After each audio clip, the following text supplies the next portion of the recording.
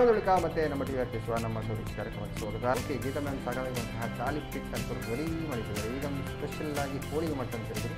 ಹೇಗೆ ಮಾಡ್ತಾರೆ ಅಂತ ಅವ್ರು ಎಷ್ಟು ಇವಾಗ ಹೋಳಿಗೆಲ್ಲ ಖಾರ ಹೋಳಿಗೆ, ಬಿಳಿ ಹೋಳಿಗೆ ಅಲ್ಲ, ಬಿಳಿ ಬಿಟ್ಟು ಬೇರೆ ಕಲರ್ ಬರಲಿಕ್ಕೆ ಇಲ್ಲ. ಸ್ಟಾರ್ಟ್ ಮಾಡುವಾಗಾದ್ರೆ ಸರಿ. ಓಕೆ, ಬಿಳಿ ಹೋಳಿಗೆ ಬಿಳಿ ಬರಲಿಕ್ಕೆ ಅಂತ ಮಾಡಿದ್ರು. ಬಿಳಿ ಬರಲಿಕ್ಕೆ ಅಕ್ಕಿ ಹಿಟ್ಟು, ಮತ್ತೆ ಮೈದಾ ಹಿಟ್ಟು, ಪೂರ್ಣ ಅಕ್ಕಿ ಹಿಟ್ಟಿಂದು, ಕಣಕ ಮೈದಾ ಹಿಟ್ಟಿಂದು ಓಕೆ, ಸ್ಟಾರ್ಟ್ ಮಾಡೋದಾದ್ರೆ ಮಾಡಿ. ಅದು ನಂಗೊಂದು ಕಡಾಯಿ ಬೇಕು, ಅಕ್ಕಿ ಹಿಟ್ಟು ಬೇಯಿಸ್ಕೊಂಡು. ಓಕೆ, ಹಾಗಾದರೆ ಒಲೆ ಉರಿಸ್ಬೇಕಲ್ಲ. ಓಕೆ, ನೀರು ಹಾಕ್ಬೇಕಾ? ಸಾಕಾ? ನೀರಂತೂ ಚೆನ್ನಾಗಿ ಕುದಿಬೇಕಲ್ಲ. ನೀರು ಕುದಿ ಬರಬೇಕು. ನಾವು ಸ್ವಲ್ಪ ಉಪ್ಪು ಹಾಕೊಳ್ಳೋದು, ಒಂದು ಅರ್ಧ ಚಮಚ ಉಪ್ಪು ಸಾಕಾಗುತ್ತೆ. ಮತ್ತು ಮೈದಕ್ಕೂ ನಾನು ಉಪ್ಪು ಹಾಕಿ ಕಲಸಿಟ್ಕೊಂಡಿದ್ದೇನೆ. ಮೈದಕ್ಕೂ ಕೂಡ ಉಪ್ಪು ಹಾಕಿ. ಈ ಮೈದಾ ಹಿಟ್ಟು ಉಂಟಲ್ಲ, ಕಣಕ ಅಂತ ಹೇಳ್ತೀವಲ್ಲ ನಾವು, ಕವರ್ ಮಾಡೋದು, ಅದು ಒಂದು 2-3 ಗಂಟೆ ಮೊದಲು ಕಲಸಿಟ್ಕೊಳ್ಬೇಕು. ಈ ಥರ ಇರಬೇಕು. ಅಷ್ಟು ಚೆನ್ನಾಗಿ ಬರುತ್ತೆ. ಹೌದು. ಹೋಳಿಗೆಗೆ ನಾವು ಯಾವ ಥರ ಮಾಡ್ತೇವೆ ನಾರ್ಮಲ್ ಆಗಿ, ಹೋಳಿಗೆಗೆ ಅಂದರೆ ಸೇಮ್ ನಾವು ಈಗ ಸ್ವೀಟ್ ಹಾಕ್ತಾರೆ. ಕಣಕ ಹೂರಣ ಮಾತ್ರ ಸ್ವೀಟ್ ಫಿಲ್ ಸ್ಟಫ್ ಮಾಡೋದು. ಇದಕ್ಕೆ ಬರೀ ಸಪ್ಪೆ ಅಲ್ಲ. ಓಕೆ, ಎಸ್ ಮ್ಯಾಮ್ ಹೇಳಿ. ಈಗ ನೀವು ಈ ಥರದ್ದೆಲ್ಲ ಹೋಳಿಗೆನೆಲ್ಲ ಈ ಥರ ನಾರ್ಮಲ್ ಆಗಿ ಮಾಡುವ ಅಂತ ಅಂದರೆ ಖಾರ ಸ್ವೀಟ್ ಇಲ್ಲದೆ ಮಾಡುವಂತೆಲ್ಲ ಮಾಡಿದ್ದೀರಲ್ಲ, ಬೇರೆ ಏನೆಲ್ಲ ಟ್ರೈ ಮಾಡ್ತಾ ಇದ್ದೀರಾ ಈ ಥರದ್ದೆಲ್ಲ? ಬೇರೆ ಒಂದ್ಸಲ ನಾನು ಇಲ್ಲೇ ಖಾರ ಹೋಳಿಗೆ ಮಾಡಿದ್ದೀನಿ. ಖಾರ ಹೋಳಿಗೆ ಮಾಡಿದ್ದೀರಾ? ಓಕೆ. ಅದಕ್ಕೆ ಅಂದರೆ ಈಗ ಈಗ ಸಪ್ಪೆ ಹೋಳಿಗೆ ಹಸಿಮೆಣಸಿಂದು ಮಿಕ್ಸಿಗೆ ಹಾಕ್ಕೊಂಡು ಖಾರ ಮಾಡಿ ಕೊತ್ತಂಬರಿ ಸೊಪ್ಪು ಅದೆಲ್ಲ ಹಾಕಿ. ಓಕೆ, ಇದು ಮಾತ್ರ ನಾರ್ಮಲ್ ಆಗಿ ಖಾರ ಇಲ್ಲ, ಪ್ಲೇನ್, ಇದಕ್ಕೇನಿಲ್ಲ. ಇದನ್ನು ಹೀಗೆ ತಿನ್ನೋದಕ್ಕಿಂತ ಏನು ಚಟ್ನಿ ಜೊತೆ ಆ ಥರ ಚಟ್ನಿ. ಮತ್ತು ಇದು ಬೇರೆ ಇದು ಎಲ್ಲದಕ್ಕೂ ಸೂಟ್ ಆಗುತ್ತೆ. ಇದು ಡಿಶ್ ಉಂಟಲ್ಲ, ಎಲ್ಲ ವೆಜಿಟೇರಿಯನ್ಸಿಗೆ ಸಾಗು ಒಟ್ಟಿಗೆ, ಚಟ್ನಿ ಒಟ್ಟಿಗೆ, ಬೆಣ್ಣೆ ತುಪ್ಪ ಅದರೊಟ್ಟಿಗೆ ತಿನ್ಬೋದು. ಮತ್ತು ಮಾವಿನ ಹಣ್ಣಿನ ಸೀಸನ್ ಇರುವಾಗ ಉಂಟಲ್ಲ, ರಸಾಯನದೊಟ್ಟಿಗೆ ತುಂಬ ಚೆನ್ನಾಗಾಗುತ್ತೆ. ಇದೊಂಥರ ನೀರು ದೋಸೆ ಥರನೇ ಬರುತ್ತೆ ಟೆಕ್ಸ್ಚರ್. ಅದಕ್ಕಿಂತ ಒಂದು ಸ್ವಲ್ಪ ದಪ್ಪ ಇರುತ್ತೆ. ಇದು ಕಾರಣ ನೀವು ರಸಾಯನ ಜೊತೆ ಎಲ್ಲ ತಿನ್ಬೋದು. ಹೌದು. ಈಗ ಇದಕ್ಕೆ ಸ್ವಲ್ಪ ಹಿಟ್ಟು ಹಾಕೊಳ್ಳುವ ನಾವು ನೀರು ಕುದಿಯುವಾಗ, ಅದು ಗಂಟು ಬರಬಾರ್ದು ಅಂತ ಹೇಳಿ. ಹೌದು, ಇದು ನೀವು ರಾಗಿ ಮುದ್ದೆ ಮಾಡೋ ಅಷ್ಟೇ ಅದೇ ಥರ ರಾಗಿ ಮುದ್ದೆ ಮಾಡೋ ಕೂಡ ಹಾಗೆ ನೀರು ಮಾಡಿ ಹಾಕ್ತಾರಲ್ಲ. ಹೌದು, ಹಿಟ್ಟು ನೀರು ಮಾಡಿ ಹಾಕ್ಕೊಳ್ತೀವಿ. ಇದು ಚೂರಲ್ವಾ, ಹಾಗೆ ಹಾಕ್ತಾ ಇದ್ದೀನಿ. ಇದನ್ನುಂಟಲ್ಲ, ಮೈದಾದ ಬದಲು ಗೋಧಿ ಹಿಟ್ಟು ಹಾಕಿನೂ ಮಾಡ್ತಾರೆ ಕೆಲವರು. ಗೋಧಿ ಹಿಟ್ಟಲ್ಲೇ ಕಣಕ ಮಾಡ್ಕೊಳ್ಳೋದು, ಅದು ಹೆಲ್ದಿ. ಹೌದು. ಈಗ ನಾವು ಇದಕ್ಕೆ ಬಿಳಿ ಹೋಳಿಗೆ ಅಂತ ಹೆಸರಿಟ್ಟಿರೋದ್ರಿಂದ ಮೈದಾ ಗೋಧಿ. ಹೌದು. ಇದಕ್ಕೊಂದು ಸ್ವಲ್ಪ ನೀರು ಹಾಕಿ ಸಾಕು. ಕುದಿಲಿಕ್ಕೆ ಶುರುವಾಯಿತು. ಈಗ ಅಕ್ಕಿ ಹಿಟ್ಟು ನೋಡ್ಕೊಂಡು ಹಾಕ್ಬೇಕು, ಎಷ್ಟು ಹಿಡಿಯುತ್ತೆ ಅಷ್ಟು ಹಾಕ್ಬೇಕು. ಇದು ಒಂದು ಕಪ್ ತಗೊಂಡಿದ್ದೀನಿ. ಎಷ್ಟು ಬೇಕೋ ಅಷ್ಟು ನೋಡ್ಕೊಂಡು ಹಾಕೊಳ್ಳಿ. ಹೌದು. ನೀರು ಬೇಕಾಗುತ್ತಾ? ನೀರು ಬೇಡ, ಸಾಕು. ಈಗ ಆಫ್ ಮಾಡ್ಬೋದು. ಫುಲ್ಲು ಇದಂದರೆ ಇನ್ನೊಂದ್ಸಲ ನಾವು ಬೇಯಿಸ್ತೀವಲ್ಲ, ಹಾಗಾಗಿ ಇಷ್ಟೇ ಸಾಕಾಗುತ್ತೆ. ಇದೀಗ ತಣ್ಣಗಾಗಬೇಕು ಉಂಡೆ ಮಾಡಲಿಕ್ಕೆ. ಹೌದು, ಇದಿಷ್ಟು ಈಗ ನೀರೆಲ್ಲ ಜಾಸ್ತಿ ಡಿಪ್ ಆಗಬೇಕು ಅಂತಿಲ್ಲ.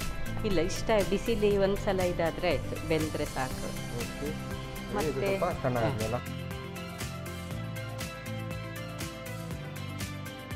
ಇದು ಹೀಗೆ ಚೆನ್ನಾಗಿ ನಾರ್ಕೊಳ್ಬೇಕು ಹಿಟ್ಟು. ಪುಂಡಿ ಎಲ್ಲ ಮಾಡ್ತೇವಲ್ಲ. ಹೌದು, ರೊಟ್ಟಿ, ಅಕ್ಕಿ ರೊಟ್ಟಿಗೆಲ್ಲ ಮಾಡ್ಕೊಳ್ತೇವಲ್ಲ ಅದೇ ಥರ. ಅಕ್ಕಿ ರೊಟ್ಟಿಗೂ ಹೀಗೆ ಬಿಸಿ ನೀರು ಕುದಿಸ್ಕೊಂಡು ಮಾಡ್ಕೊಳ್ಳೋದು. ಹೌದು. ನಮ್ಮಲ್ಲೆಲ್ಲ ರೊಟ್ಟಿ ಅಂತ ಹೇಳಿದರೆ ಈಗ ಸುಳ್ಳೆ ಸೈಡೆಲ್ಲ ಈ ಕಾವಲಿ ರೊಟ್ಟಿ ಅಂತ, ಅಂದರೆ ಈ ಮಣ್ಣಿನ ಕಾವಲಿ ಬರುತ್ತಲ್ಲ, ಅದರೆಲ್ಲ ರೊಟ್ಟಿ ಇರ್ತದೆ. ನೀವು ಹೇಳಿದ್ದು ಅದೇ ಸೇಮ್ ಈ ತಟ್ಟಿ ಮಾಡುವಂಥದ್ದಲ್ಲ. ಉಂಡೆ ಕೂಡ ಕರೆಕ್ಟಾಗಿ ಬರಬೇಕಲ್ಲ. ಅದರಲ್ಲಿ ಹಿಟ್ಟು ನಾವು ಫಸ್ಟ್ ನೀರಿಗೆ ಹಸಿ ಹಿಟ್ಟು ಹಾಕ್ತಿದ್ವಲ್ಲ, ಹಾಗೆ ಗಂಟಿಲ್ಲದೆ ಇರುವಾಗ ಇರಬೇಕು, ಅವಾಗ ಚೆನ್ನಾಗಿ ಬರುತ್ತೆ. ಇದ್ರೆ ನಾವು ಲಟ್ಸುವಾಗ ಹರಿದೋಗುತ್ತೆ. ಹೌದು.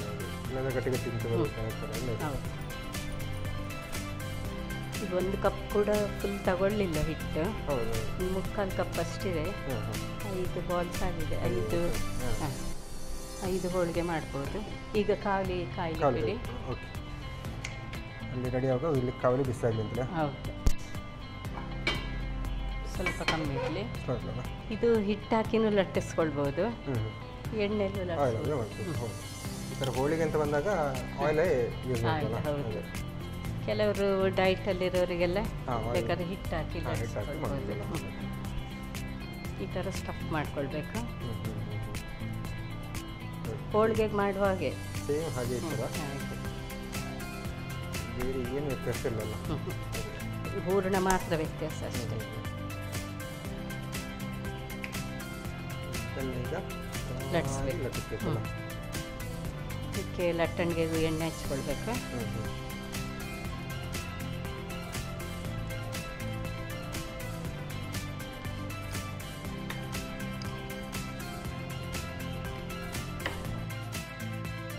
ದೊಡ್ಡ ಜೊತೆ ಮಾಡೋದಿಲ್ಲ, ಇದು ಚೆನ್ನಾಗಿ ತೆಳ್ಳಗೆ ಬರುತ್ತೆ. ತಟ್ಕೊಳ್ಬೇಕಲ್ಲ. ಸೇಮ್ ಆಗಲೇ ಹೇಳಿದಾಗೆ ನೀರು ದೋಸೆ ಥರನೇ ಬರ್ಬೋದು ಅಂತ. ಅದೇ ಥರ ಇರುತ್ತೆ, ಹೌದು. ಅಷ್ಟೇ ತೆಳ್ಳಗೆ ಮಾಡ್ಬೋದು. ನಾನು ತಗೊಂಡಿದ್ದು ಸ್ವಲ್ಪ ಹಿಟ್ಟು ಜಾಸ್ತಿ ಆಯ್ತು. ದೊಡ್ಡದಾದರೆ ಸ್ವಲ್ಪ ಸೇಮ್ ಹಾಗೆ ಬಂದು ನೋಡಿ, ತೆಳುವಾಗಿ ಬಂದು. ನಾವು ಹೂರ್ಣ ಇಷ್ಟು ತಗೊಳ್ತೀವಿ, ಅದಕ್ಕಿಂತ ಮುಕ್ಕಾಲಷ್ಟು ಕಣ್ಕ ತಗೊಂಡ್ರೆ ಸಾಕು. ಇಲ್ಲಿದ್ರೆ ಅದೆಲ್ಲ ಹೊರಗೆ ಬರುತ್ತೆ. ಸ್ಟಫ್ ಮಾಡಿ ಇದು ಕವರ್ ಮಾಡುವಾಗಲೂ ಅಷ್ಟೇ ನೋಡ್ಕೊಳ್ಬೇಕು, ಎಲ್ಲ ಓಪನ್ ಆಗ್ತಾ ಇದ್ರೆ ಒಳ್ಳೆಯದು.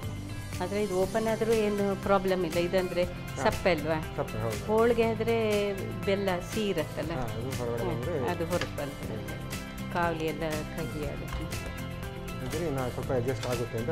ಹೌದು ನೋಡಿ, ಹೀಗೆ ಉಬ್ಬಿ ಬರುತ್ತೆ. ಇದು ಅಕ್ಕಿ ರೊಟ್ಟಿ ಹೇಳಿದೆಲ್ಲ ನಾನು, ಅದೇ ಥರ ಉಬ್ಬಿ ಬರುತ್ತೆ. ನೋಡಲಿಕ್ಕೆ ಚೆನ್ನಾಗುಂಟು ಅಲ್ಲ. ಇದೆಲ್ಲ ಒಂದು 5-6 ತಿನ್ಬೋದಾ ಅಂತಲ್ಲ, ಅದು ತಿನ್ಬೋದು. ಇದು ಹೀಗೆ ಒಂದಾದ್ಮೇಲೆ ಒಂದು ಕಾಯಿಸ್ಕೊಳ್ತಾ ಇರ್ಬೋದು. ಒಂದು ರೆಡಿ ಆಗುವಾಗ ಒಂದು ರೆಡಿ ಹೌದು. ನೀವು ಮನೆಯಲ್ಲೆಲ್ಲ ಈ ಥರದ್ದೆಲ್ಲ ಹೇಗೆ ಮಾಡ್ತೀನಿ.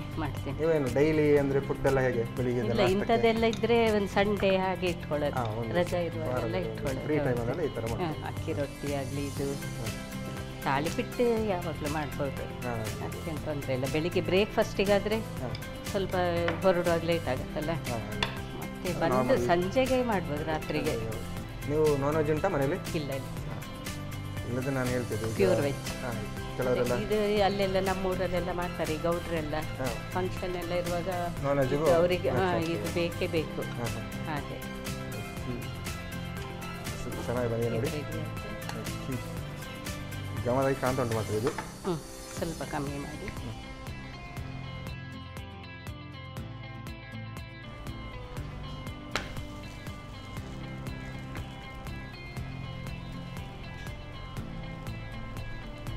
ಇದಕ್ಕೆ ನೋಡಿ, ಎಣ್ಣೆ ಸ್ವಲ್ಪ ಜಾಸ್ತಿ 2 ಸೈಡ್ ಹಾಕಿದರೆ ಸ್ವಲ್ಪ ಸ್ಮೂತ್ ಬರುತ್ತೆ ಟೆಕ್ಸ್ಚರ್. ಹೌದು, ಇಲ್ಲಾಂದರೆ ಹಾಗೆ ಡ್ರೈ ಬರುತ್ತೆ. ನಾವು ಅಕ್ಕಿ ಹಿಟ್ಟು ಹಾಕಿ ಲಟ್ಟಿಸ್ಕೊಂಡ್ರೆ ಬೇಕಾದ್ರೆ ನೀರು ಹಾಕ್ಬೋದು, ಮೇಲಿನ ನೀರು ಒಂದು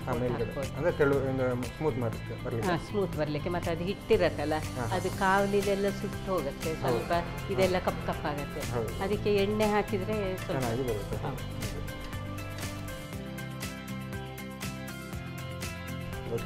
ಈಗ ಕಾದಿದೆ, ಸ್ಟವ್ ಆಫ್ ಮಾಡಿ. ಈ ಥರ ಎಲ್ಲ ನೀವು ಹೋಳಿಗೆ ಮಾಡಿ ಕೊಟ್ಟು ಉಂಟಲ್ಲ, ಮನೆಯಲ್ಲಿ ಎಲ್ಲರೂ ಮನೆಯಲ್ಲೇ ಚಹಾ ಕುಡಿತಾರೆ, ಹೊರಗಡೆ ಹೋಗಿ ತಿನ್ನೋದೆಲ್ಲ ಕಡಿಮೆ ಮಾಡ್ತಾರೆ. ಓಕೆ, ಈಗ ಸರ್ವ್ ಮಾಡೋದಲ್ಲ. ಈಗ ಸರ್ವ್ ಮಾಡುವ.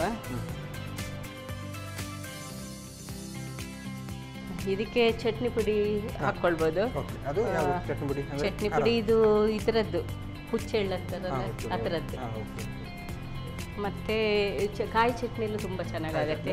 ಬೆಣ್ಣೆ, ಬೆಣ್ಣೆ, ಕಾಯಿ, ಇದು ಚಟ್ನಿ ಪುಡಿ ಮತ್ತು ಮೊಸರು ಕೊಟ್ಟಿದ್ದೀರಲ್ಲ, ಬಿಸಿ ಬಿಸಿಯಾದ ಬಿಳಿ ಹೋಳಿಗೆ ರೆಡಿ ಅಲ್ಲ, ಗಮ್ಮತ್ತಾಗಿ ಕಾಣ್ತುಂಟು. ಮತ್ತು ನೀವು ಒಂದು ಚಟ್ನಿ, ಇನ್ನೊಂದು ಯಾವುದು ಮೊಸರು ಕೊಟ್ಟಿದ್ದೀರಲ್ಲ, ಅದ್ರ ಜೊತೆ ಮ್ಯಾಚಿಂಗ್ ಆಗುತ್ತೆ ಅಂತ ಹೇಳಿದ್ರು. ಇಲ್ಲಾಂದರೆ ಬೆಣ್ಣೆ ಜೊತೆ ಹಾಗೆ ತಿನ್ಬೋದು. ಓಕೆ, ತಂಪೆಲ್ಲ ಇರುವಾಗ ಜಾಸ್ತಿ ಕಾಯಲಿಕ್ಕಿಲ್ಲ, ಬಿಸಿ ಬಿಸಿ ತಿಂದರೆ ಕಾಯಿಲ್ಲ. ಓಕೆ, ಹಾಗಾದ್ರೆ ಟೇಸ್ಟ್ ಮಾಡೋದಾಗಿದೆ. ಓಕೆ, ಗೀತಾ ಮ್ಯಾಮ್ ತಗೊಂಡಿರುವಂತಹ ಬಿಳಿ ಹೋಳಿಗೆ ರೆಡಿ ಮಾಡಿಕೊಡ್ತಿದ್ದಾರೆ, ಜೊತೆಗೆ ಚಟ್ನಿ ಮತ್ತು ಮೊಸರು ಕೊಟ್ಟಿದ್ದಾರೆ ನೆಂಚ್ಕೊಳ್ಳೋಕ್ಕೆ. ಚೆನ್ನಾಗಿರ್ಬೋದು ಅಂತ ಅನ್ಸ್ಕೊಂಡು ನಾನು ಟೇಸ್ಟ್ ಮಾಡೋಕ್ಕೆ ಮುಂಚೆ ಇದನ್ನು ಹೇಗೆ ಮಾಡೋದು ಅಂತ ನೋಡ್ಬೋದು. ಬಿಳಿ ಹೋಳಿಗೆ ತಯಾರಿಸುವ ವಿಧಾನ. ಮೊದಲು ಸ್ವಲ್ಪ ನೀರಿಗೆ ರುಚಿಗೆ ತಕ್ಕಷ್ಟು ಉಪ್ಪು ಹಾಕಿ ಕುದಿಸಿ. ಕುದಿ ಬಂದ ನಂತರ 1/4 ಚಮಚದಷ್ಟು ಅಕ್ಕಿ ಹಿಟ್ಟು ಹಾಕಿ ಕಲಸಿ. ನಂತರ 1 ಕಪ್ ಅಕ್ಕಿ ಹಿಟ್ಟು ಹಾಕಿ ಕಲಸಿಕೊಳ್ಳಿ. ಸ್ವಲ್ಪ ತಣ್ಣಗಾದ ನಂತರ ನಾದಿಕೊಳ್ಳಿ. ಈಗ ಹೂರಣ ತಯಾರು. ಆನಂತರ ಮೈದಾ ಹಿಟ್ಟಿನ ಕಣಕದ ಒಳಗೆ ತಯಾರಿಸಿದ ಹೂರಣ ತುಂಬಿ ಸ್ವಲ್ಪ ಎಣ್ಣೆ ಹಾಕಿ ತೆಳುವಾಗಿ ಲಟ್ಟಿಸಿ ಕಾದ ತವಾದ ಮೇಲೆ ಕಾಯಿಸಿಕೊಳ್ಳಿ. ಈಗ ಬಿಸಿ ಬಿಸಿಯಾದ ಬಿಳಿ ಹೋಳಿಗೆ ಚಟ್ನಿಯೊಂದಿಗೆ ಸವಿಯಲು ತಯಾರು. ಎರಡು ಡಿಶ್ ಅಂತ ರೆಡಿಯಾಗಿದೆ.